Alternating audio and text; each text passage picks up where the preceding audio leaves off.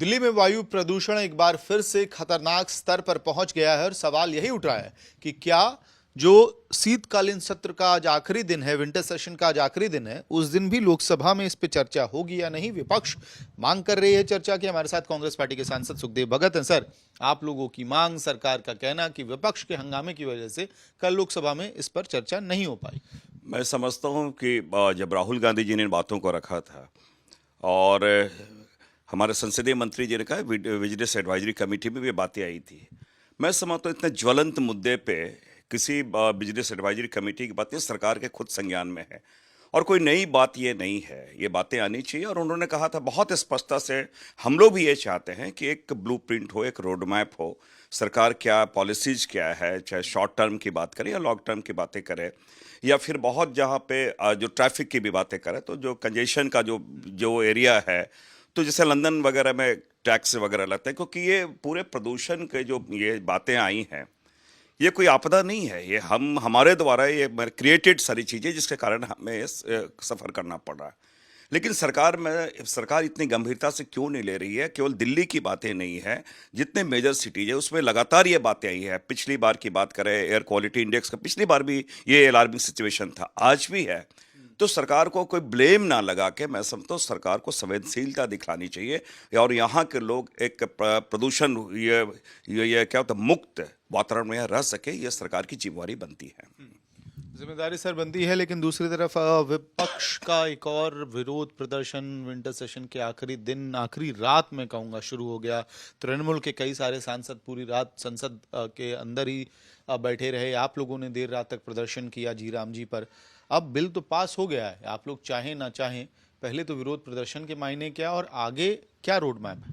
1948 में नाथूराम गोडसे ने महात्मा गांधी जी की हत्या की है और 18 दिसंबर 2025 को मोदी जी की सरकार ने महात्मा गांधी जी के नाम की उन्होंने हत्या की है। मैं इसलिए इस बात को कह रहा हूं कि आपने देखा हो कि लगातार जो हमारे स्वतंत्रता सेनानी है, गांधी जी की बात करें, नेहरू जी की बात करें, भारतीय जनता पार्टी, इनकी सरकार, मोदी जी की सरकार, कहीं न कहीं उनके मन में एक कुंठा का भाव है, क्योंकि स्वतंत्रता आंदोलन में इनकी भूमिका रही नहीं है।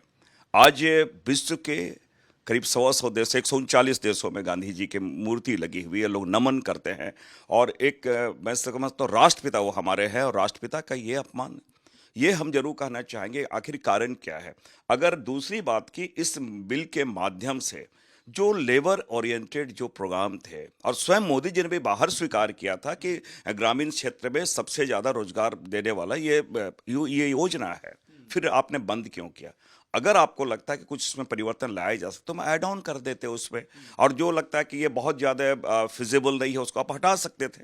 लेकिन गांधी जी के नाम को हटाना ये राष्ट्रपिता का अपमान है। रणनीति क्या? कांग्रेस शासित राज्य और जो अलायंस पार्टियां वाली राज्य हैं, वहां से आप लोग प्रोटेस्ट रजिस्टर कराएंगे? निश्चित रूप से मैं समझता हूँ CWC के हमारे मीटिंग है, हमारे सीनियर लीडर डिसाइड करेंगे और ये मैं जरूर कहता हूँ गांधी जी का नाम को हटाना इतना आसान नहीं है, वो हमारे दिलों में, हमारे रगों में है, हमारे लिए आदर्श है। ठीक है, तृणमूल से जुड़ी एक और खबर पे बहुत बवाल हो रहा है। तृणमूल के विधायक हैं मदन मित्रा, वरिष्ठ नेताओं की फहरिस्त में उनका नाम भी आता है तृणमूल में। उन्होंने कहा कि राम जो है वो मुस्लिम थे। अब हालांकि AI वीडियो होने के तमाम दावे भी हो रहे हैं, लेकिन भारतीय जनता पार्टी कह रही है कि तृणमूल को तुष्टीकरण कांग्रेस के नाम से जाना जाना चाहिए। देखिए, मैं एक चीज़ जरूर कहना चाहूँगा, मर्यादा पुरुषोत्तम भगवान राम हमारे लिए आराध्य हैं और ये मैं जरूर कहना चाहूँगा, गांधी जी भी अगर बात करें तो रामराज की बात करते हैं। वो कैसे न केवल वो ईश्वर बलि है, ये मैं कहता हूँ कि आदर्श जिसे कहते हैं, मर्यादा पुरुषोत्तम की संज्ञा दी गई है।